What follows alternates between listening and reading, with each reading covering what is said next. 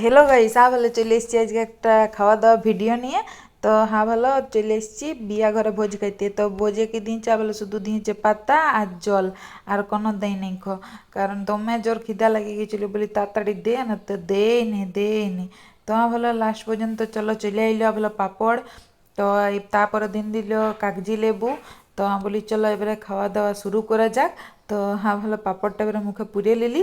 তো বলি ঠিকই আছে চলো, আর অল্প এতটুকু শাক দিয়েছে, শাকেও দিতে পারে নাই, অতটুকু করে দিচ্ছে বাবা। তারপরে বলে শুধু ভাত দিয়ে গেল। তো বলি খাবো, এবার খাইতে তো দমে মন করছে, দমে খিদা লেগে গেছে। তো আর কি করবো, দিয়া ভালো তরকারিটা দিল, ডালিওই পরে নেই। তো প্রথমে তো ভাত তো দিলি, এবারে ডালটা দে। তো ডালটা না দিয়ে গুতেই তরকারি দিতে হবে। তো যাই হোক চলো, এবারে গোটাই ভালাভুলি করলি, তো দেখছি এখনো আনেইনি। তো লাস্ট পর্যন্ত আবার আইলিও 10-15 মিনিট পরে। তো বলি বাবা রে, বলি তাকে দুটি খাই, কি আর করব, শুধুই খাইতে হবে। তো যাই হোক তারপরে ডাল ফাইল দেওয়ার পরে চলো এবার বলি তাড়াতাড়ি করে মুখে পুরি লিয়ে যাক। তা বলে খাওয়া হয়ে গিয়েছে। আর বলে এখানে দিয়েছে অল্প পোস্ত। তো বলি চলো এবারে ভাত ডাল পোস্ত এবারে টোপাটোপ খাইয়ালি, আর তারপরে ঘর চলে যাব।